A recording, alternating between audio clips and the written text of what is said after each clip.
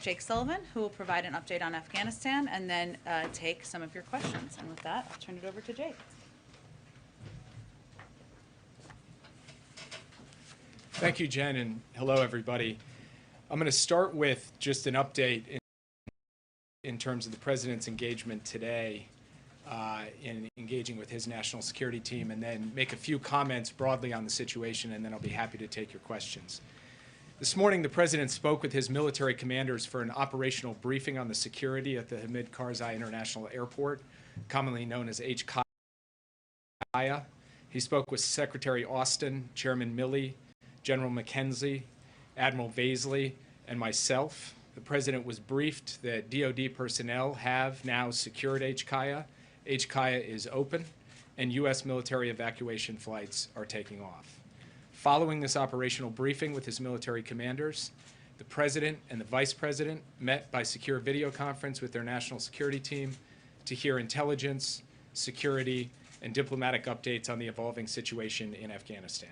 They discussed the status of ongoing evacuations of U.S. citizens, SIV applicants, and other vulnerable Afghans at risk, and how we would do this safely and efficiently, and with a laser focus of the team on monitoring for and preventing any potential terrorist threats at or around HKIA, including from ISIS-K.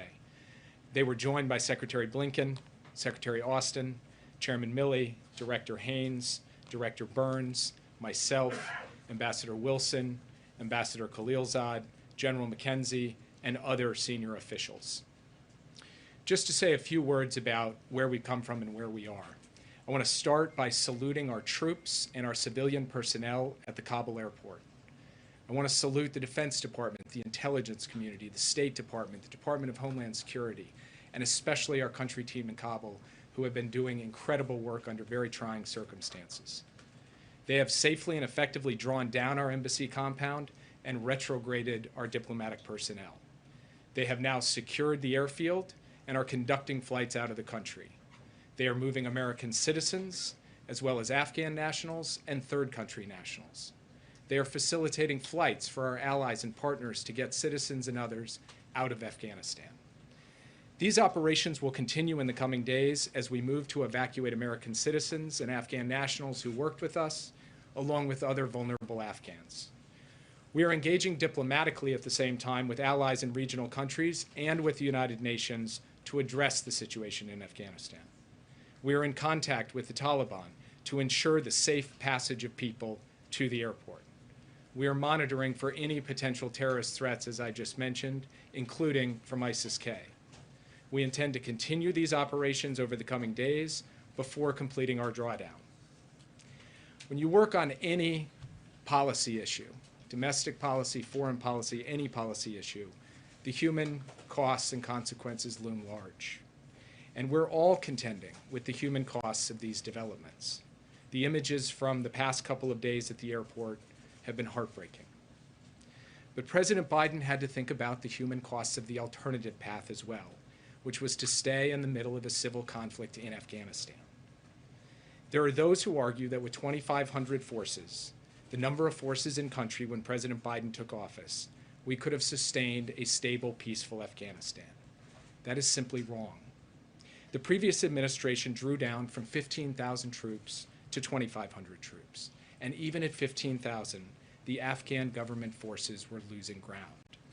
What has unfolded over the past month has proven decisively that it would have taken a significant American troop presence, multiple times greater than what President Biden was handed, to stop a Taliban onslaught. And we would have taken casualties. American men and women would have been fighting and dying once again in Afghanistan, and President Biden was not prepared to send additional forces or ask any American personnel to do that over the period ahead. There have been questions raised about whether we should have drawn down our embassy and evacuated our Afghan allies earlier. These are reasonable questions. We did dramatically accelerate the SIV process and move out a substantial number of SIV applicants and their families.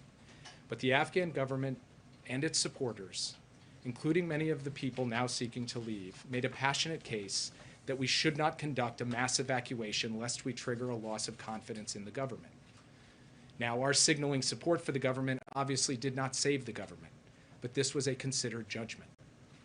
When you conclude 20 years of military action in a civil war in another country with the impacts of 20 years of decisions that have piled up, you have to make a lot of hard calls, none with clean outcomes. What you can do is plan for all contingencies. We did that. The American forces now on the ground at HKIA are there because of contingency planning and drilling we did over the course of months, preparing for a range of scenarios, including dire scenarios. President Biden ordered multiple battalions to be pre-positioned in theater, and he activated them for deployment before the fall of Kabul. He also put additional battalions on a short string here in the United States. Those battalions have now flowed in as well. Yes, there were chaotic scenes yesterday, but as Admiral Kirby said, even well-drawn plans don't survive first contact with reality, and they require adjustments, and we've made those adjustments.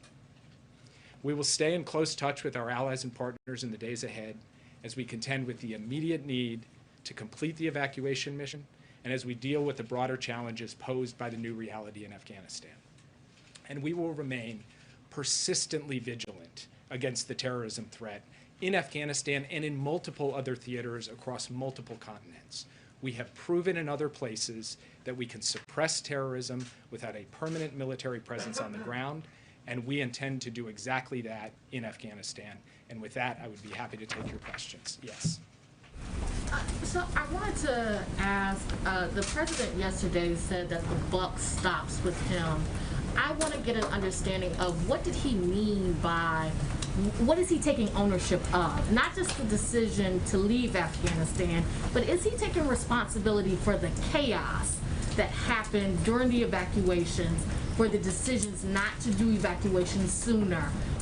Is he taking responsibility for that and for any bloodshed that may be happening right now? Is he taking responsibility for that? He's taking responsibility for every decision the United States government took with respect to Afghanistan because, as he said, the buck stops with him. I am also taking responsibility, and so are my colleagues, the Secretary of State, the Secretary of Defense, the Chairman and the Joint Chiefs of Staff, the directors of our intelligence agencies. We as a national security team collectively take responsibility for every decision, good decision, every decision that doesn't produce perfect outcomes.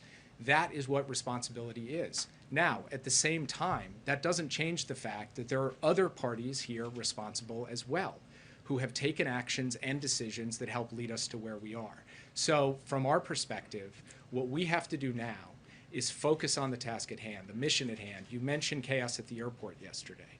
At the end of the day, the question is, can we effectively evacuate those people who we intend to evacuate? And that is what we are planning for and executing against beginning today, where the airport is secure, the flights are going, the people are coming, and we will continue to do that in the days ahead. Yes. Yeah. What is President Biden's response to the people of Afghanistan who are now in the hands of the Taliban terrorists and feel abandoned by the United States, or to those in Taiwan and elsewhere that are fearful that the U.S. will abandon them to the aggression of China? And follow-up to that is, what is President Biden's response to people in Israel and other countries who might also believe that the U.S. will abandon them to terrorists? So to the first question, President Biden and all of us, as I said in my opening comments, are heartbroken by the human consequences that have unfolded and could continue to unfold in Afghanistan. We believe passionately in human rights and human dignity, and we want to work with the international community to advance that wherever we can. But President Biden was not prepared to have American men and women continue to fight and die in the civil war of another country in order to achieve that. We will use every other tool at our disposal to achieve that, and we will do so day after day, month after month in the period ahead on behalf of the people of Afghanistan. To your question about allies, we gave 20 years of American blood, treasure, sweat, and tears in Afghanistan. We gave them every capacity in terms of training and equipment to stand up and fight for themselves. And at some point, it was the time for the United States to say that the Afghan people had to stand up for themselves. We believe that our commitments to our allies and partners are sacrosanct and always have been. We believe our commitment to Taiwan and to Israel remains as strong as it's ever been. Keep in mind that with respect to Afghanistan, We said back in 2011 that we would be out in 2014. We stayed another 7 years, far and above and beyond the commitment that we made more than a decade ago. And the last thing that I would say is that President Biden is laser focused on accomplishing the core national security objectives of the United States. And when it comes to Afghanistan, that was getting bin Laden and degrading al-Qaeda. We accomplished that, and he believes it was time for our troops to come home. Yes. So just now, Jake, you described a kind of choice that the president that was in front of the president. Either save the folks, the allies in Afghanistan, the folks that helped the United States through the last 2 decades, or sacrifice more American young men. I think the question out there on Capitol Hill and around Washington and elsewhere is, wasn't there another choice? Wasn't there a way you could have ended, President Biden could have ended the war in the way that he wanted to end the war so that Americans don't sacrifice further lives for this war, but at the same time do a better job of either ignoring Ghani's request to not start evacuations, or figuring some way that we wouldn't end up in a situation where there's masses of people crushing through the airport, and the execution of the last 4, 5, 6 days that has seemed to just about everybody as not is not the way a competent administration, not the result that a competent administration has in the end. So isn't that a false choice, and why couldn't you do both? So first, what I would say is that we were clear-eyed going in when we made this decision that it was possible that the Taliban would end up in control of Afghanistan. We were clear-eyed about that. Now, as the president said in his remarks yesterday, we did not anticipate that it would happen at this speed, though we were planning for these potential contingencies. The reason I say that at the outset, that we knew it was possible they could take over, and that had to be built into our calculus in making the determination, as the president did, to draw down our forces, is because once the Taliban came into Kabul, we were going to be faced with the situation, no matter if there were still U.S. troops on the ground or no U.S. troops on the ground, of dealing with a significant number of people wanting to come to an airport to try to get evacuated. I'll give you an example. We communicated with American citizens for weeks, telling them to get out of the country. We offered financial assistance for those who wouldn't be able to afford to get on flights themselves.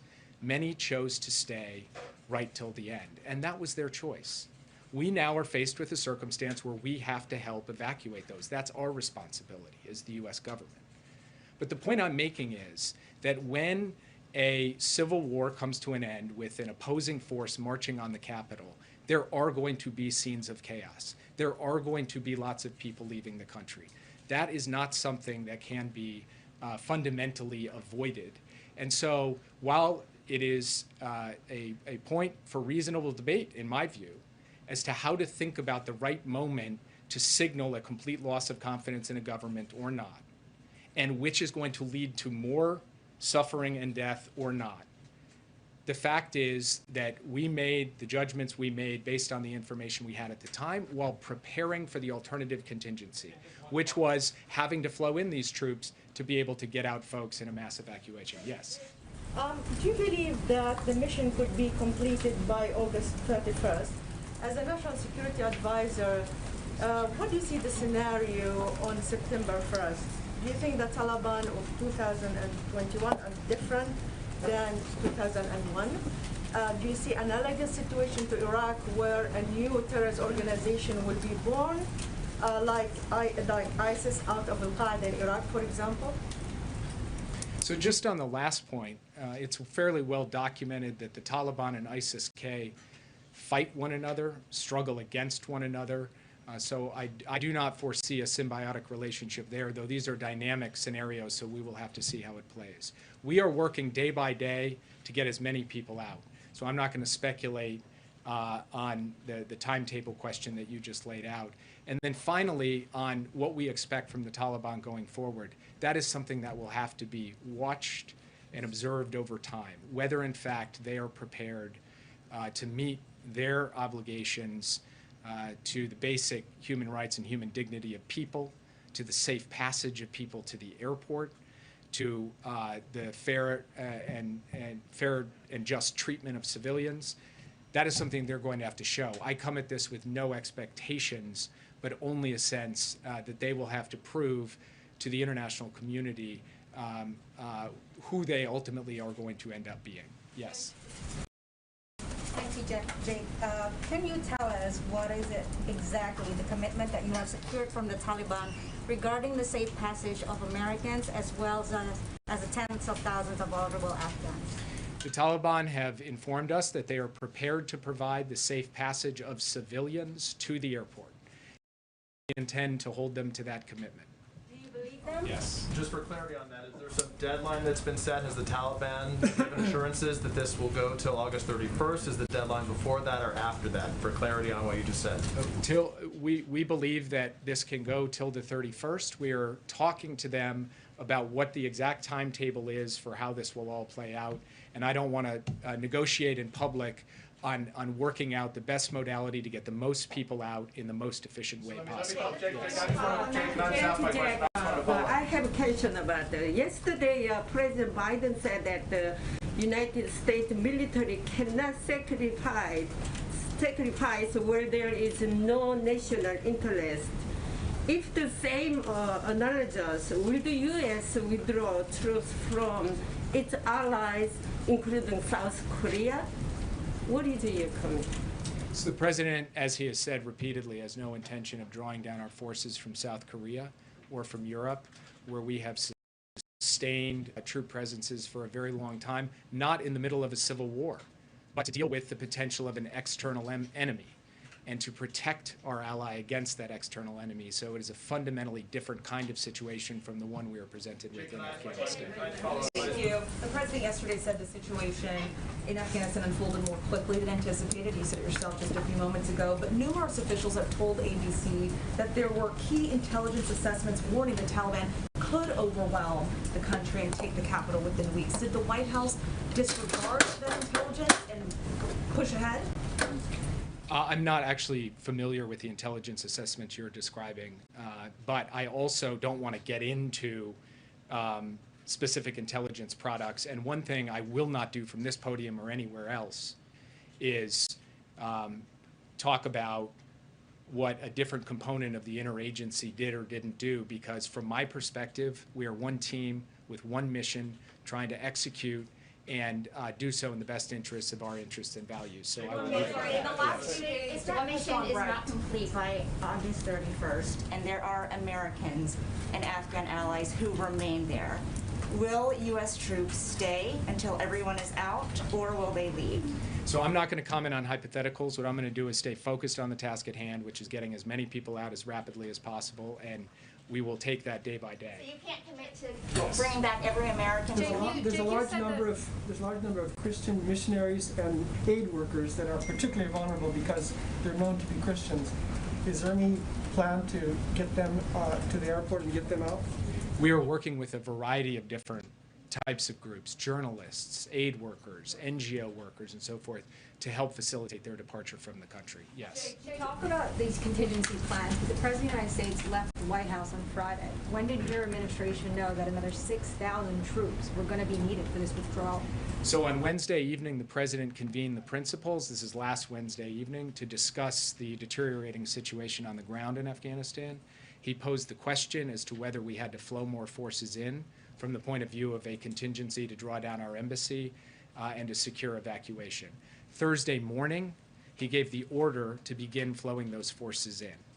And then as we watched the situation unfold over the course of the coming days, we determined that we would go from step one of that contingency plan, which was about 3,000 troops, to step two of that contingency plan, which was about 6,000 troops. Why did he leave the White House? If on Thursday he knew, why did he leave the White House on Friday?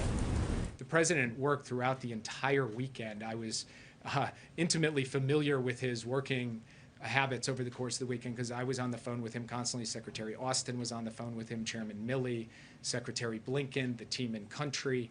So he was monitoring developments hour by hour throughout that entire time and has been making a series of decisions about troop deployments, giving us direction and guidance about how to take the shape of this mission and make sure that we're executing it, and at every turn asking our military, who is leading this mission and executing this mission with bravery and valor, what do you need? I will get you anything you need. He asked that question multiple times every single day. So President Biden has been deeply engaged in this. Yes.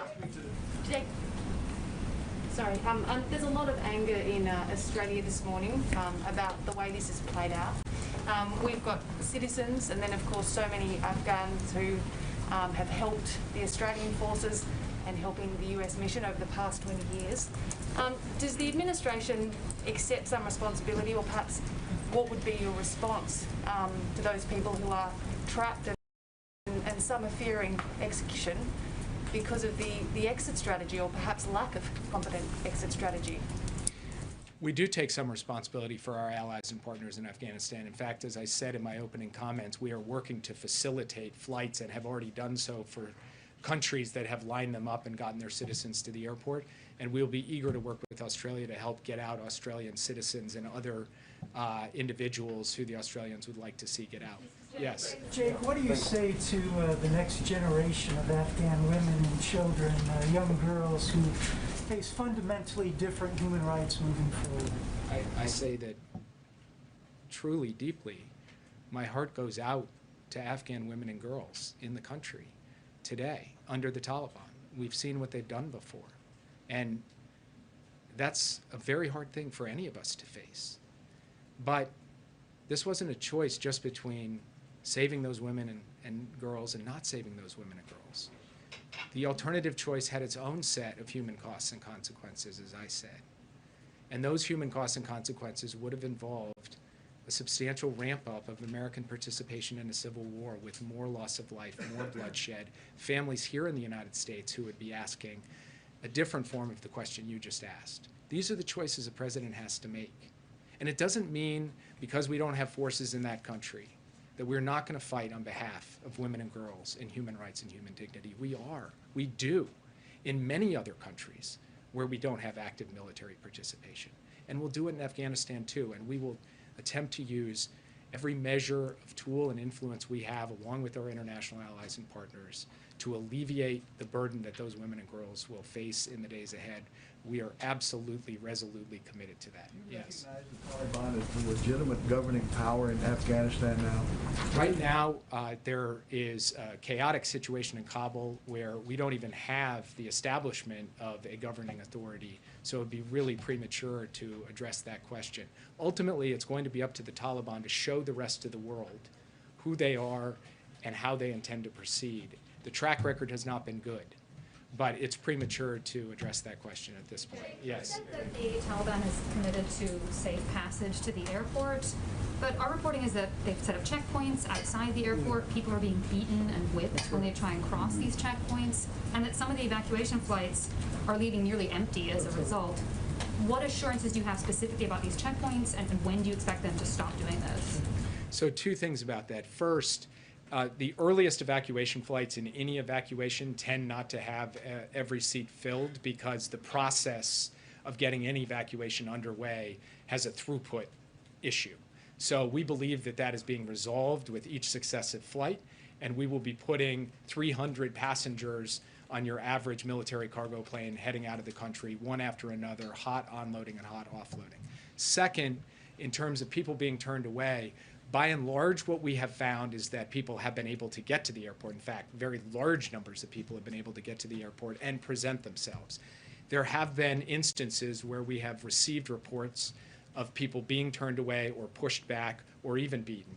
We are taking that up in a channel with the Taliban to try to resolve those issues, and we are concerned about whether that will continue to unfold in the coming days. As things stand right now, what we are finding is that we are getting people through the gate, we are getting them lined up, and we are getting them on planes. But this is an hour-by-hour issue, and it's something we are clear-eyed about and very focused on holding the Taliban accountable to follow through on its commitment. Yes. Jake, thanks so much. You've talked about your confidence in the contingency planning. And I'm wondering if, in hindsight, looking at the planning and execution, what this administration would have done differently, knowing what it knows now. It's a good question, and it's one that we will conduct an extensive hot wash, as we say. We'll take a look at every aspect of this from top to bottom. But sitting here today, I'm spending every hour I have focused on how we execute the mission we have before us, which is getting all of these people out. Yes. Okay, two questions for you. One, has the president spoken to any other world leaders since Kabul fell to the Taliban? Oh, sorry, I was looking at the wrong person. He has not yet spoken with any other world leaders. Myself, Secretary Blinken, several other senior members of the team have been engaged on a regular basis with foreign counterparts, and we intend to do so in the coming days. Right now, the main issue is an operational issue. It's about how we coordinate with them to help them get their people out. And we are operating through logistical channels and policy channels to try to make that happen. And Jake, yes. just to follow up on that, you just said that you will conduct a review of what went wrong here on the U.S.'s response. I know you said there are other additional factors like what happened on the ground in Afghanistan that led to this. Will you publicly disclose what went wrong and who misjudged the intelligence here or how quickly the Taliban could take over? So first, I didn't describe that we were doing a, quote, what went wrong review. What I said is we'll do a hot wash. We'll look at everything that happened in this entire operation from start to finish, and the areas of improvement, where we can do better, where we can find holes or weaknesses and plug them as we go forward. And of course, we intend, after we've had the opportunity to run that analysis, to share that with people. Yes. Thank you, sir. You noted that you had encouraged Americans on the ground there to leave and that many chose not to. I just wanted to follow up on Ouija's question. Will the U.S. government commit to ensuring that any Americans that are currently on the ground in Afghanistan get out? That's what we're doing right now. We have asked them all to come to the airport to get on flights and take them home. That's what we intend to do. Yes. Former officials from multiple administrations, the Obama administration, the Bush administration, have said they are certain Afghanistan will become a safe haven for terrorists. I know you and the president have disputed that. What do you think those officials are getting wrong, and can you ensure that Americans are safer today because of your actions than we were several months ago? I want to be very clear about what our position is. Our position is that we are going to have to deal with the potential threat of terrorism from Afghanistan going forward, just as we have to deal with the potential threat of terrorism in dozens of countries in multiple continents around the world. We have to deal with the threat of terrorism in Yemen and Somalia and Syria. We have to deal with the threat of terrorism across the Islamic Maghreb. We have to deal with Al-Qaeda and ISIS-K. And we have to do so using a wide variety of tools, intelligence capabilities, defense capabilities, and yes, in some cases, the support we can provide to local partners to help them deal with the challenge. And what we have shown is in many of the countries I just mentioned, among others, we have been successful to date in suppressing the terrorist threat to the U.S. homeland in those countries without sustaining a permanent military presence or fighting in a war. And that is what we intend to do with respect to Afghanistan as well. So this is not a question about whether we're clear-eyed about the terrorist challenge from Afghanistan. It is about whether the terrorist challenge in 2021 is fundamentally different from the terrorist challenge in 2001. We believe it is fundamentally different, and we need to be postured effectively to deal with the terrorism challenges we find it today as opposed to 20 years ago. Just wondering, can you shed light on the decision to leave behind Blackhawks and other equipment, how that fits in with the contingency plan the U.S. had? Leave behind Blackhawks and other equipment. Why give the Taliban access to state-of-the-art equipment that they could either use to bolster their own defenses or to sell off to other countries? This is, I think, a very good example of the difficult choices a president faces and a Secretary of Defense and a Secretary of State and a National Security Advisor face in the context of the end of a 20-year war. Those Blackhawks were not given to the Taliban. They were given to the Afghan National Security Forces to be able to defend themselves at the specific request of President Ghani, who came to the Oval Office and asked for additional air capability, among other things. So the president had a choice. He could not give it to them with the risk that it would fall into the Taliban's hands eventually. Or he could give it to them with the hope that they could deploy it in service of defending their country. Both of those options had risks. He had to choose, and he made a choice.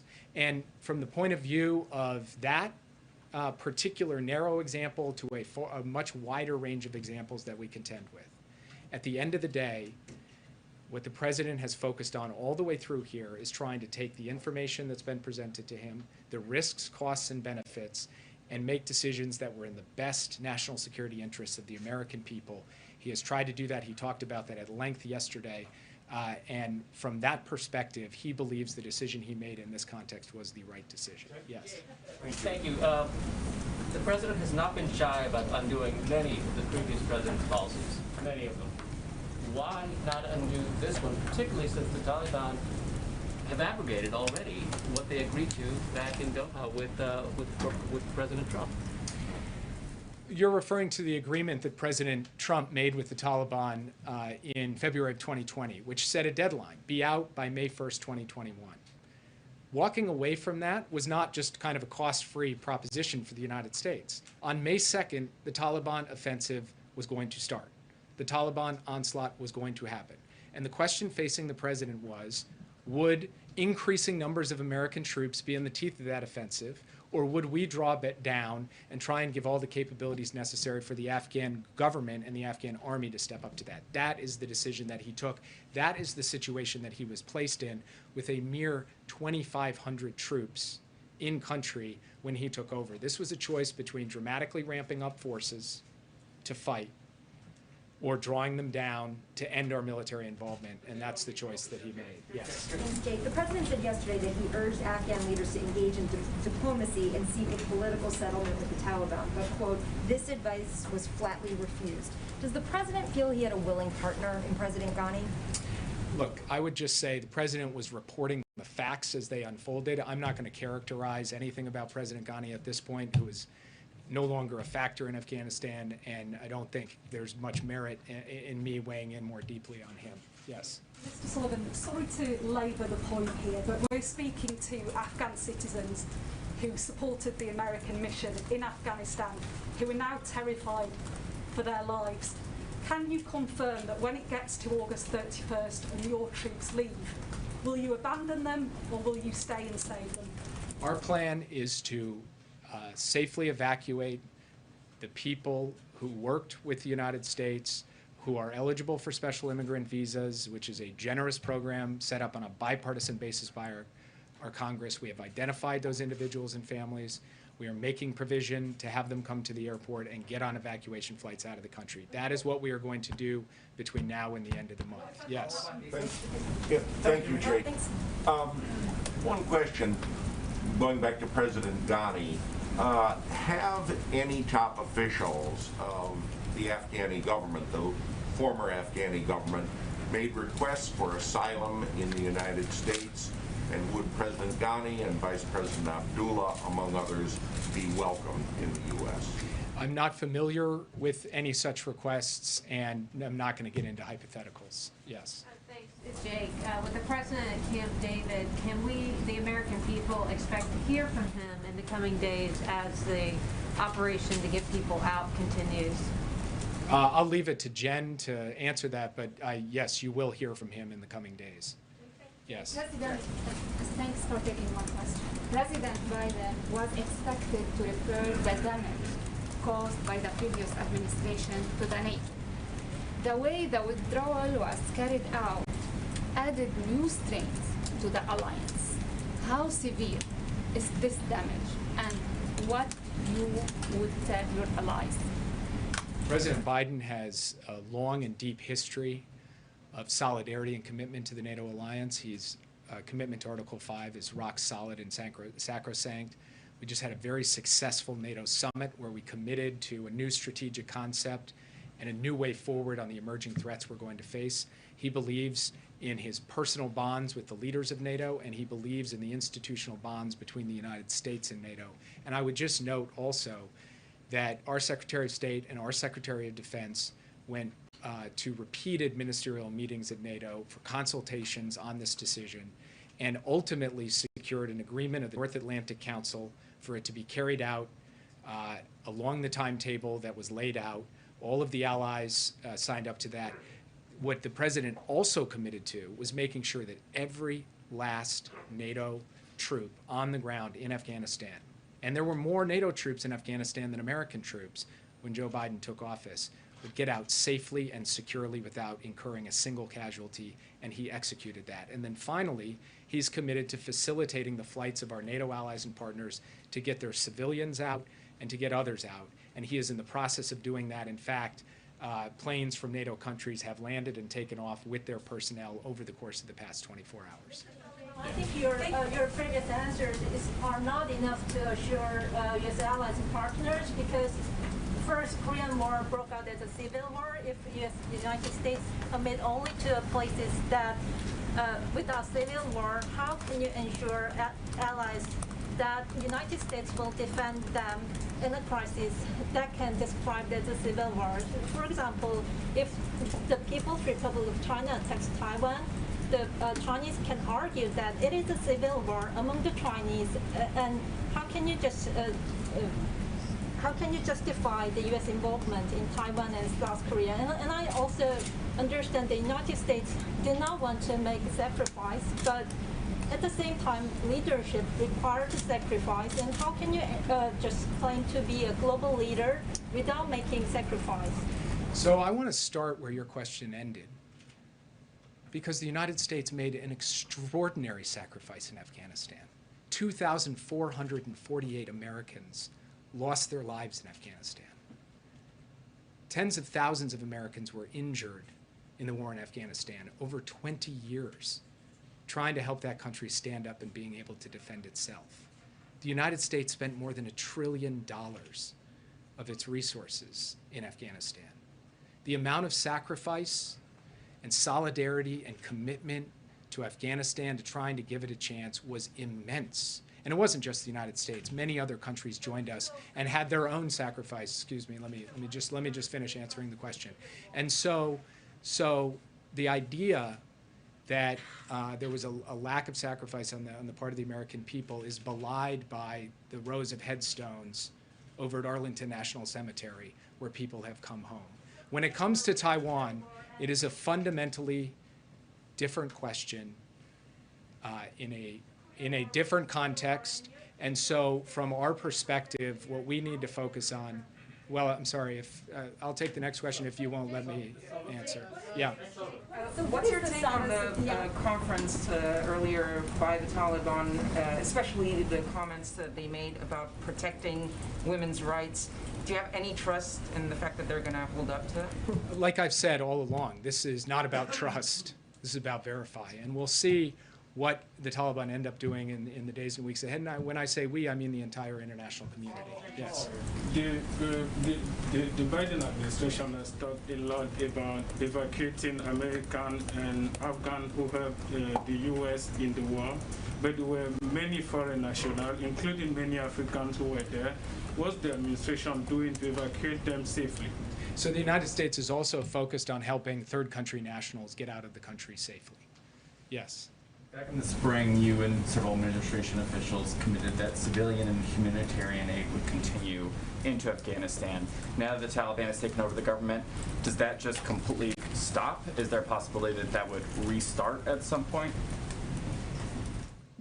We will have to take a hard look at how we proceed with on any basis at all.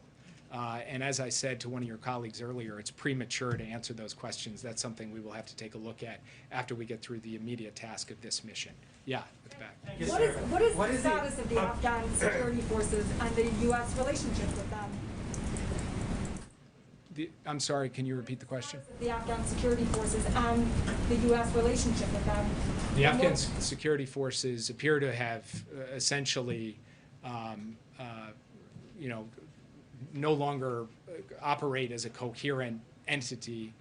They essentially have given way to Taliban physical security control over the major population centers. Yes. The relationship with them. Follow-up question about the Taliban saying they'll respect the rights of Afghan women. What tools does the United States have to hold them to this pledge? And if not, what does the U.S. plan to do?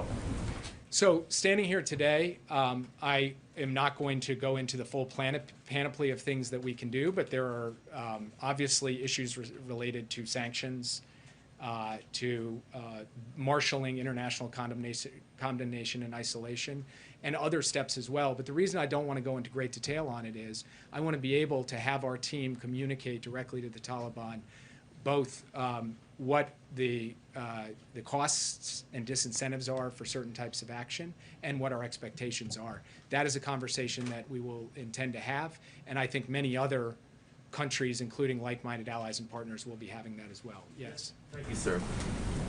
President Biden said that there were very few national security interests for the United States in maintaining some peace in Afghanistan. Would you actually reiterate that today? Would you say that there is no interest for us having some presence on the borders of Iran, on the borders of Pakistan, on the borders of near China? Would you, or Tajikistan? Would you just say that we should just give that up? I would say that the president does not believe that the United States should be fighting and dying in a war for the purpose of sustaining American military boots near Tajikistan or Pakistan or Iran. No, I would say that that is something that is not. What you just laid out as a national security interest, we would not agree that it is right to ask American soldiers to risk their lives for the purpose of maintaining a presence near Tajikistan. Yes. Thank you. What happens to the billions of dollars worth of weaponry that the U.S. gave Afghanistan? Does the U.S. have a plan for that, or does it remain in the Taliban hands? We don't have a complete picture, obviously, of where every article of defense materials has gone, but certainly a fair amount of it has fallen into the hands of the Taliban. And obviously, we don't have a sense that they are going to readily hand it over to us at the airport. Yes. Thank you, Jake. Has the president seen these images of what looks to be people flying off an airplane yesterday? And then what was his reaction to those images? The president, as he said in his remarks yesterday, has seen these images are heartbreaking. And as I've said repeatedly today, the human toll of the end of this conflict in this way is real and it's raw. And it's hard for any of us. You guys are journalists. I work in government, but you know, we're also people. And this is tough stuff. There's no doubt about it. But these are hard choices too. And at the end of the day, the president had to make a hard choice about whether to avoid some of those human costs. The United States continues to send thousands of troops to fight, and some of them die and take casualties. That is the decision that he was not prepared to take. Yes. Thank you, Jay, for the question. I just want to get your reaction to the Special Inspector General report on Afghanistan. I know this was planned before the fall of Kabul, but I just want to get your response to that. And also, how are you going to ensure that Americans and other people, refugees perhaps, have safe passage to the airport? I know you talked about securing the airport, but how are you going to ensure that they can actually get there? So as I said before, we have been working, engaging, coordinating with Taliban elements on the ground to ensure safe passage. We will continue to work that issue day by day until we've completed our mission. And what was your first question? Your reaction to the Special Inspector General report on the Afghan reconstruction that basically essentially said that administrations were not prepared to come up with a concrete plan for the reconstruction of Afghanistan. Look, one of the findings of that report was that 20 years, hundreds of billions of dollars spent, huge number of forces trained, huge amount of capabilities provided, huge amount of advising and assisting, and you had a security force that at the end of the day was not prepared with the will to stand up and fight for itself.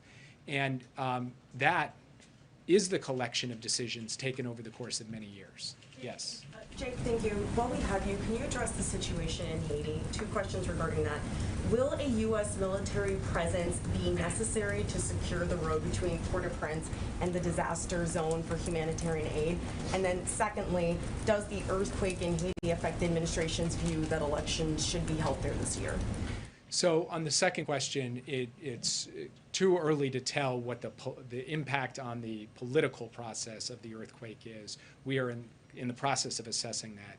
On your first question, right now what we're focused on is getting a USAID DART team. It's been deployed out and active in helping address this. We've got U.S. Coast Guard elements, and Southcom has mobilized with logistical and other support to be able to provide the kind of emergency response that is necessary in a human tragedy and catastrophe like this. There are no current plans to speak of to deploy U.S. military personnel to Haiti. Yes, we'll make this the last one. Thank you.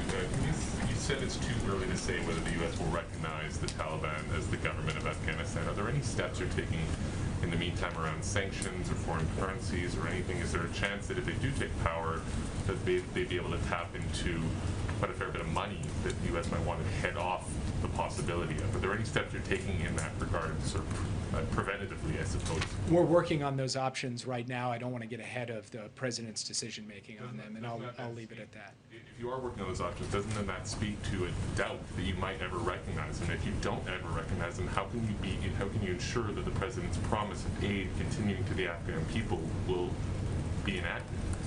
Well, so I don't want to get into hypotheticals, but I would point out that there are a range of different diplomatic relationships the United States has with countries around the world, including some very difficult or non-existent relationships with governments where we still provide forms of aid to people. And I will leave it at that because we're not at a point yet where we can speak directly to how things will play out in Afghanistan, but that's at least a partial answer to your question. I know you guys have many more questions, but I think probably your patience with me is also wearing a bit thin. So I will leave it at that and get back to work. Thank you. Take my question. Thank you. COVID safe. I just have a couple of additional updates for you. Some of which was provided by the Department of Defense this morning, but I wanted to make sure you all had this information as well.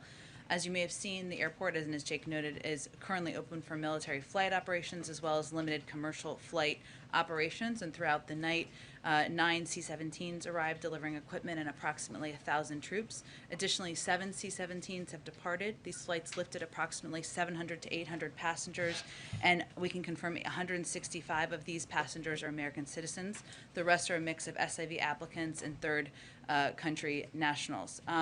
And I would also note that, in addition, the intention is to have additional flights out this morning. There's obviously going to be operational updates that will be provided on a regular basis by the Department of Defense. But as you saw them brief out, our focus over the last 24 to 48 hours has been securing the airport and ensuring that we can begin to expedite flights of both American citizens, SIV applicants, and others out. I also just wanted to note that this morning, on a different topic, Biden administration officials joined a meeting of the U.S. Conference of Mayors to discuss our eviction prevention efforts. CDC Director Rochelle Walensky provided an update on the state of the pandemic, and Associate Attorney General Vinita Gupta reiterated ways that mayors across the country can work closely with state and local courts to set up eviction diversion programs in their city. This meeting is just the latest in our efforts to communicate and work with local officials to ensure we're getting assistance out to keep people in their homes. I know we've been here a while, but I know there are lots of topics out there. Go ahead, Josh.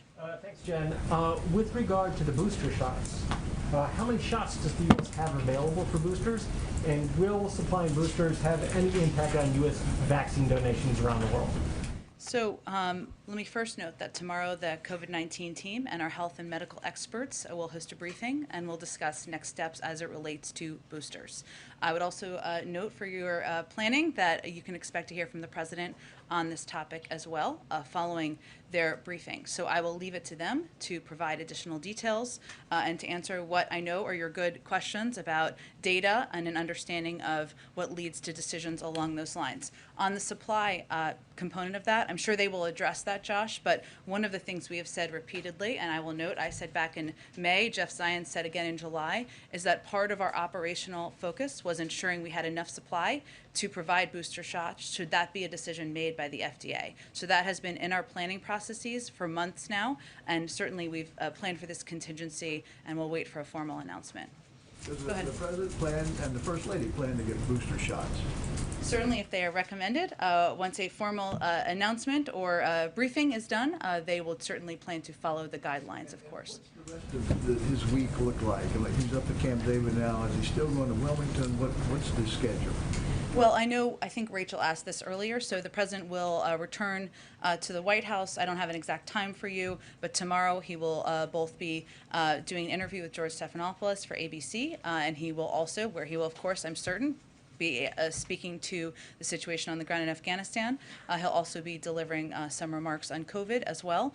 In terms of additional portions of the schedule next week, we're still working those through, so I don't have an update for you at this moment in time. Go ahead. Thank you. On COVID, is the White House concerned that moving forward with boosters could make it that much harder to get more unvaccinated Americans to get that initial shot? Well, one of the pieces that I expect our COVID team to speak to tomorrow is our operational plans as it relates to ensuring we are making sure everybody is vaccinated and following FDA and CDC guidelines.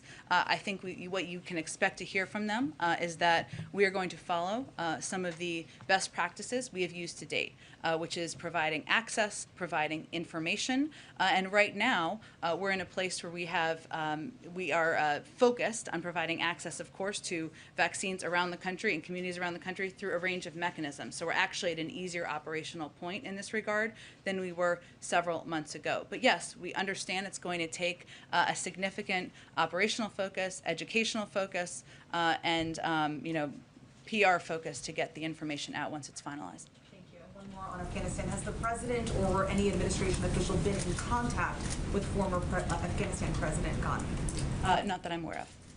Go ahead. You mentioned at the top that about 700 people have been evacuated in the past 24 hours.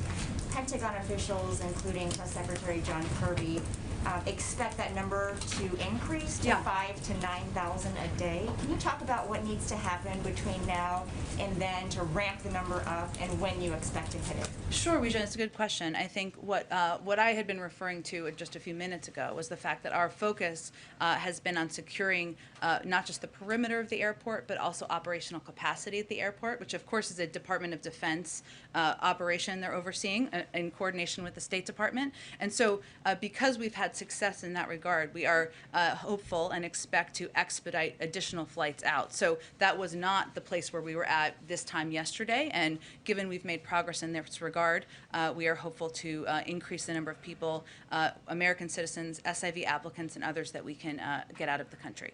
It's our understanding that Americans have been called to the airport, but it's up to them to travel there at their own risk. Why isn't the U.S. providing any support, any transportation for them to get to Kabul?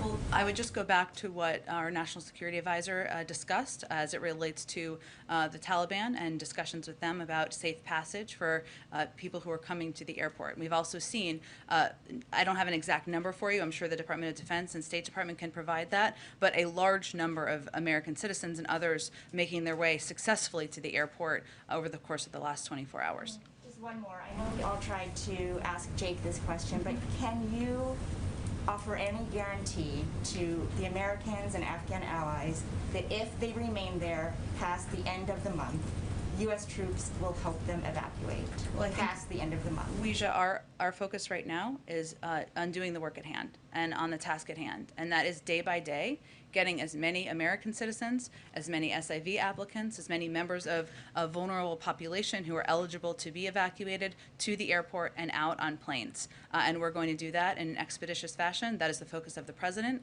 of our Secretary of Defense, of our Secretary of State, and everybody on our national security team. So that is where we will keep our efforts. Go ahead.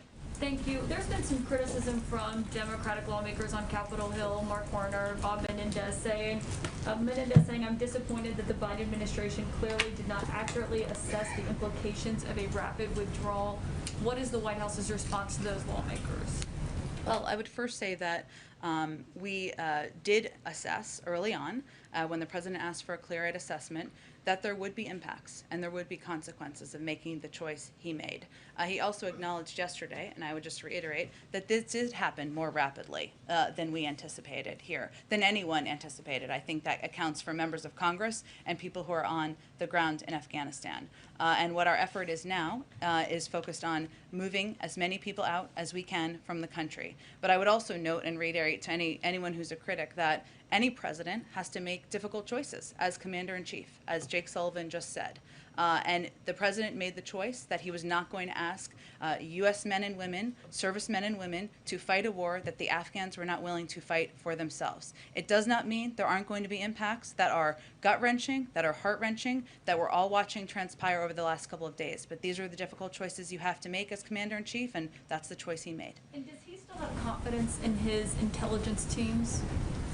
He certainly does. He works in lockstep, and he's been briefed on a regular basis, as Jake just outlined, multiple times a day sometimes by members of his national security team, and we're working in close coordination to get the job done each day. Go ahead. Sort of follow up on Caitlin's questions about criticism from people who are your allies or your friends. David Axelrod has called you the best press secretary in his lifetime, I think. My mom would like that. Okay. But he's also said that the events of the last weekend are, this is paraphrasing here, but indefensible, I think. He said you can't defend them. And he has basically said that you guys should acknowledge that it was a failure and be willing to say that the events of the last several days were a failure, even as you maybe, defend the broader question of the drawdown in Afghanistan. What do you say to David Axelrod, who is such a fan of yours? Mutual. There are a few people I respect as much as David Axelrod in the world of politics. He's brilliant. He's also a great human being. But he would be the first to say that there is a difference between being on the outside and speaking on television and being on the inside, and the difficult choices that you have to make. And as I've noted, and as Jake noted, even as we're watching over the last couple of days, heart-wrenching, gut-wrenching photos, you referred to some of them, Mike. The president stands by his decision because he knows it's in the interest of the United States, our national security, and the American people. And he's not going to ask mothers and fathers to send their children to fight a war the Afghans won't fight for themselves. And that does not mean that there aren't chaotic moments. There are. There does not mean there aren't moments that we may look back and take a look at approaches and how to address things moving forward. Of course, that's a part of how you assess governing and how you assess operations moving forward. But right now, and he would be the first, he spent, as you well know, an important role, a vital role, advising President Obama to acknowledge that when you're in government, you're faced with difficult choices. The president is faced with difficult choices, so are members of his team. And what you have to always make the decisions based on is what's in the interest of the American people. Go ahead. Does the president believe that his orders were executed as intended? In these past couple of days, obviously those images that we've all seen, I mean, is he assessing blame at all for that? And does he feel like he ordered the military to do certain things and they did it as intended? Well, his order was to deploy additional military men and women to go to Afghanistan to help evacuate American citizens, SIV applicants, and others safely out of the country, some to the United States, and to help our partners and allies around the world as well. We are effectively doing that. And the photos we're seeing of chaotic moments, no doubt, at the airport are of many Afghans who want to get out of the country. We certainly understand that as well. And as Jake just said, when you're at a point where things are happening more quickly than anyone would have anticipated, not just people in this White House, but certainly people in Afghanistan, people in the international community, probably people in Congress, then you're going to have some chaotic scenes. But the president is confident in his national security team and their ability to get the mission done and get the mission accomplished. And as I just noted earlier, right now the airport is secure. We're working to expedite flights and get more people out of the country. And then just to follow on, the president has been quite clear that he does not have any trust in the Taliban. And so I guess Jake kind of went about this in a couple of different ways, but do you guys have any assurances that the Taliban is clearing the safe passage to the airports? And what are the consequences to them if they do not? Well, the consequences are the full weight and force of the United States military, and I think we've made that clear. But right now, and we're not trusting, we're not taking their word for it. We are watching closely, we are in close contact, and we are certainly assessing whether they are going to abide by their commitments and by their actions. Go ahead. How many Americans are in Afghanistan? both inside Kabul and outside Kabul? And should they get priority on evacuation flights? John Kirby said that it's going to be a mix of SIV applicants and Americans, but should those remaining American citizens get priority, and how many are there in the country right now? Well, we are prioritizing a number of groups: American citizens, embassy employees and their families, our locally employed staff, SIV holders and applicants, Afghans who would be eligible for P1, P2 refugee programs, which includes, by the way, translators who may have assisted media organizations and others. There have been, how the process works, I should tell you, is that there are individuals who will self-identify as American citizens. That number is around 11,000. Beyond that, around the country. Beyond that, though, there are individuals who may not have self-identified, who may come and request assistance and come to the airport. We're going to work to assist, of course, American citizens, but we also have a responsibility and an obligation to help the men and women who served by our sides, many of the sides of your colleagues as translators and as interpreters, and our locally employed staff and others. So just to confirm, 11,000 in the entire country, not just in Kabul? Well, I would just say that's the self-identified number, right? So, but we will continue to provide assistance, and we are prioritizing American citizens. We are also working to get additional officials out who have played an important role. Just to follow up on this, obviously getting them through and getting them to the airport is the challenge, as everyone else here has noted, but the administration is left to negotiate with the Taliban, including one of the commandos who was released from Guantanamo Bay as part of the Bo Bergdahl prisoner swap when President Biden was vice president. How does he feel about that? Does he have any regrets, and how's he digesting that? Well, first I would note that, one, I'd point you to the Department of the intelligence community to assess the identity of the individual. I know there's been reporting on it, but that's not my position to do from here. I would also note that in prior negotiations and commitments made during the Trump administration, there were thousands of individuals who were released. So our focus right now is on, again, not taking the Taliban's word for it. We are assessing, we are closely watching, and we are being very clear about the capacities and the capabilities we have at hand should they be needed. Of course, that's not our objective. And then the last question, what are we doing to counter message with what's happening right now with China in Taiwan? The president said yesterday that China and Russia would love nothing more than to have the U.S. sink billions of dollars and stay here forever, but it seems to be that they're celebrating this. They were touting U.S. humiliation in Afghanistan and a warning to Taiwan and other allies that the U.S. won't come for help if war breaks out. China's embassy is functioning as normal. So what are we doing to counter their propaganda, and how does the administration view Russia and China's engagement with the Taliban? Well, first, we of course are in touch with the Chinese and the Russians as we work to bring men and women out of Afghanistan, and including our SIV applicants and others. Our message is very clear. We stand by, as is outlined in the Taiwan Relations Agreement, by individuals in Taiwan. We stand by partners around the world who are subject to this kind of propaganda that Russia and China are projecting, and we're going to continue to deliver on those words with actions. Our objective in Afghanistan is to deliver also on what the president promised, which is to not put the men and women who have served our country bravely over the past 20 years in harm's way again, and that's what we'll also be projecting to them as well. Jen, why was August better than, say, November or December to be getting out? In terms of the August 31st timeline? Correct, because this is the Taliban fighting season, and that would not be. I know there's been a fair amount of focus on that, but I wouldn't say that that has been an assessment of a difference here in terms of what our timeline would have been from the beginning. So there's no belief that it would have been any different in December than it is in August? I don't believe that military officials have made that assessment. As we ask about the risk assessment right now, what is the current risk assessment in terms of terrorism and the potential threat that exists within Afghanistan against the United States? Well, I think as the president conveyed yesterday and also conveyed back in May, part of our objective here was to make sure we had the resources to fight the counterterrorism threat that has changed over the last 20 years, wherever it is. And that has not been emanating from Afghanistan in the way that it was 2 decades ago, which is understandable. We have a range of capacities, over-the-horizon capacities, as well as capacities where we do effective counterterrorism operations in countries where we have absolutely no presence in any way at all. We will continue to watch closely, continue to assess, but I'm not in a position, I'll leave that to our intelligence community to provide an update on. Go ahead. You said just a little bit ago that, if the Taliban does not agree to these safe passage agreements or conversations, that the consequence will be the full force and weight of the U.S. military. What exactly does that mean? Does that mean there's a scenario where we go back in?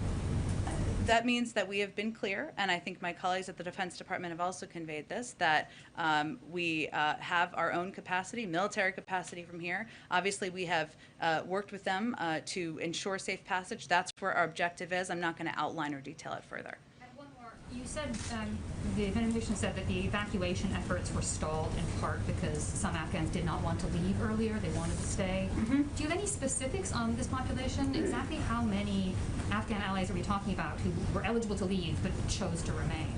It's a good question. I can see if I can give you a greater assessment of that. What I can tell you is that of the initial numbers of SIV applicants that were granted visas, there was a good chunk of that number who did not take advantage of those visas and depart. Now, that does not change our commitment. That does not change our obligation, but it's just an important component of the story of the last 6 months. Go ahead. 11,000 you mentioned, just for clarity, those are 11,000 self-identified people in the country, not who want to leave. Do you have any indication of how many Americans are still trying to get out of Afghanistan? I can see if there's a greater assessment. I would point you to the State Department on that, though. They'd have the most up-to-date numbers. Total number of people overall, including third country nationals and Afghan nationals who you want to get out over the coming days?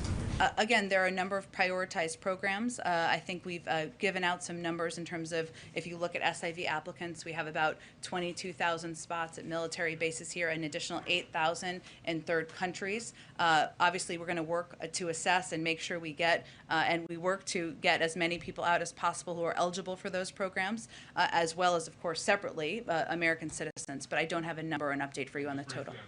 Sorry, I know they're going to announce this tomorrow, but are we talking about booster shots for everyone? And if so, why should healthy young Americans be getting a third shot when so many in the world don't have a first shot yet? Well, they will provide a briefing tomorrow on what the recommendations are, and I encourage you to ask a question, as I'm sure you will ask a question at their briefing, Josh, as you've been following this closely. I'm not going to get ahead of their announcement or the president addressing this tomorrow, but I will tell you that we believe that that is a false choice. We can do both, and the United States is far and away the biggest contributor to the global supply, the global fight against COVID. We will continue to be the arsenal for vaccines around the world. We also have enough supply, and we have long planned for enough supply should a booster be needed for the eligible population. Go ahead.